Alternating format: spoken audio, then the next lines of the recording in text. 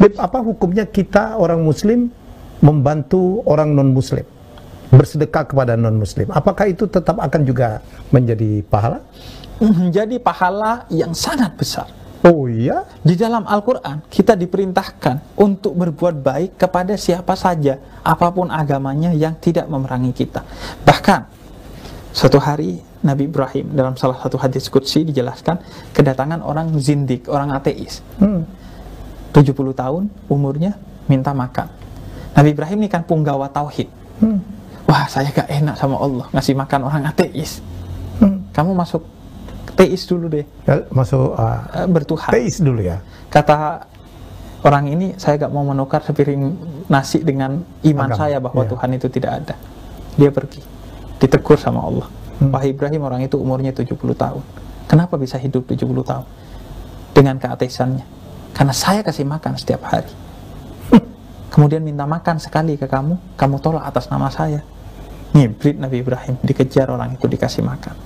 Berapa banyak orang melakukan kekerasan atas nama agama. Padahal yang punya agama Tuhan begitu Rahman dan Rahim, begitu cinta. Orang yang tidak menyembah Tuhan, meskipun jodoh di tangan Tuhan, tetap dikasih jodoh, tetap dikasih rezeki. Saya gak pernah dengar berita orang mati kelaparan karena rezekinya diboikot oleh Tuhan, karena dia ateis. Gak ada. Semua orang dikasih makan. Kita sedekah kepada siapapun. Kalau dia tetangga, meskipun dia non-muslim, dia paling berhak atas sedekahmu. Wal aqrabuna aula bil ma'ruf. Orang yang dekat dengan kamu, tetanggamu, itu paling berhak, meskipun dia non-muslim, meskipun dia ateis. Mau nyembah ubur-ubur kayak nyembah charger kayak silahkan, tapi dia berhak. Jadi kalau mereka minta bantu, bantulah. Bantu. Bahkan kalau kita mau berpikir positif, justru itulah saatnya kita menunjukkan bahwa kita penganut agama yang baik. Ada nilai dakwah di situ. Ada nilai dakwah secara tidak langsung. Meskipun jangan diniatkan dakwah ya. Iya. Artinya itu secara tidak langsung aja. Jangan diniatkan memberi untuk mengubah iman seseorang. Iman itu urusan dia dengan Tuhan saja. Tugas kita hanya menyampaikan aja.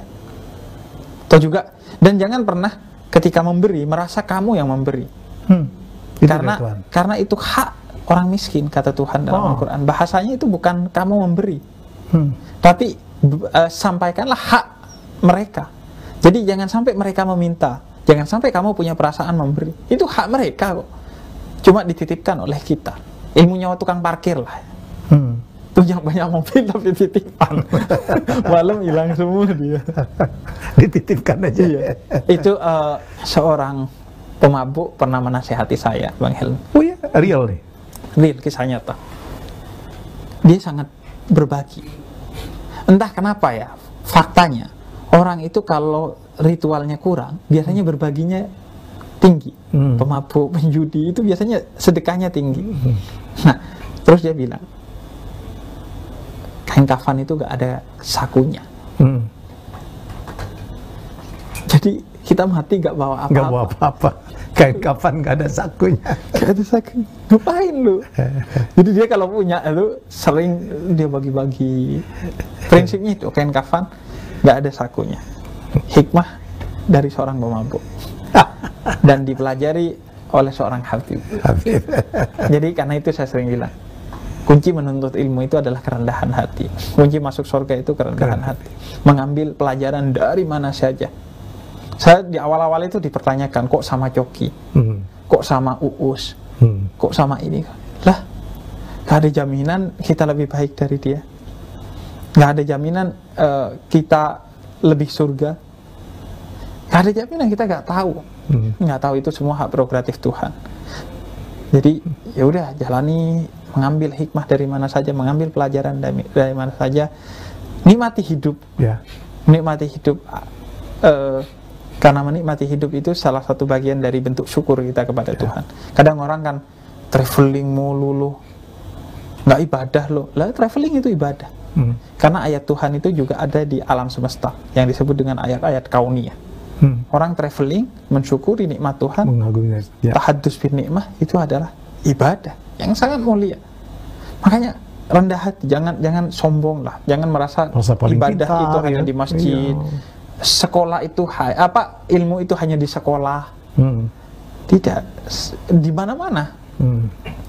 Kata orang Arab, "Khudil hikmah walau min duburi kalbi." Ambillah ilmu walau dari pantatnya anjing. Sampai segitunya. Sampai segitunya untuk menggambarkan ilmu itu ada di mana-mana. Jadi ya itu kuncinya sih sebenarnya. Rendah hati dan terbuka. Karena itu kafir itu dalam bahasa non Arabnya adalah kofar. Kafir itu menutup artinya. Jadi orang yang menutup pintu hatinya, menutup pintu pikirannya, dia sedang melakukan tindak kekafiran. Menutup.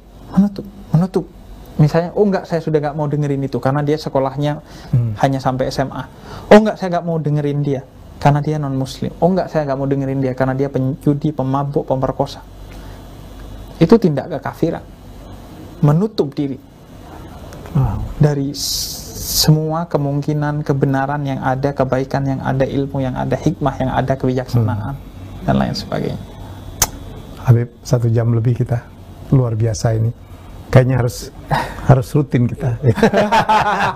Akan ada jilid kedua, jilid ketiga.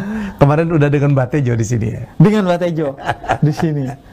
Dan surprise sama konsepnya Mbah Tejo. Iya. Dan gaya yang unik. Dan saya bikin tayangan juga dengan Mbah Tejo dari dulu. Saya pengen ngobrol sama Mbah Tejo soal etika. Beliau punya etika yang amazing bagi saya. Yeah. Tayangan 6 jam di TV One, ILC, nggak buka HP dan mendengar semua pembicara. Itu etika. Gila. Saya tidak pernah melakukan itu. Saya bukan hanya tidak melakukan itu, tidak pernah melakukan itu. Dan itu sulit. Berjam-jam. Kita kadang lagi ngobrol buka HP. Yeah. Itu bagi saya salut. Dan saya mengikuti jejak beliau. Diantaranya tidak mau tanda tangannya palsu di buku saya. Saya tanda tangani sendiri. Sudah hampir 5.000 buku saya tanda tangan sendiri. Sekarang kan banyak yang pakai stempel dicetak. Karena bagi saya tanda tangan basah itu ada ikatan emosional antara saya dengan pembaca dan spiritual. Karena satu tanda tangan saya membaca sholawat gitu. Saya ingin ada ikatan emosional. Ini harus ditanda tangan juga kalau gitu. Iya. Oh sudah ya? Sudah. Alhamdulillah. Basah. Ya, saya akan baca. Ya, jadi penonton saya, ini buku yang sangat luar biasa. Habib, terima kasih, saya belajar banyak Bang Helmi dari obrolan kali ini.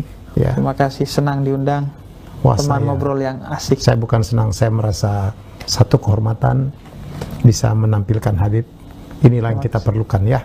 Orang yang tidak berdakwah dengan cara ngamuk-ngamuk, ya, dengan cara ini salah, itu salah.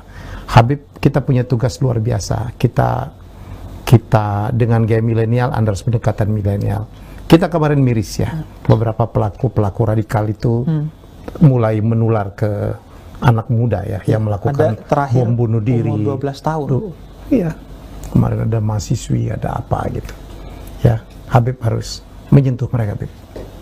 Semoga mohon doanya. Amin. Untuk melaksanakan tugas itu. Ya. Dan tentu itu tugas semua orang. Ya, pasti. Terima kasih Habib. Terima kasih Bang Helmi. Semoga saya percaya ini sangat bermanfaat.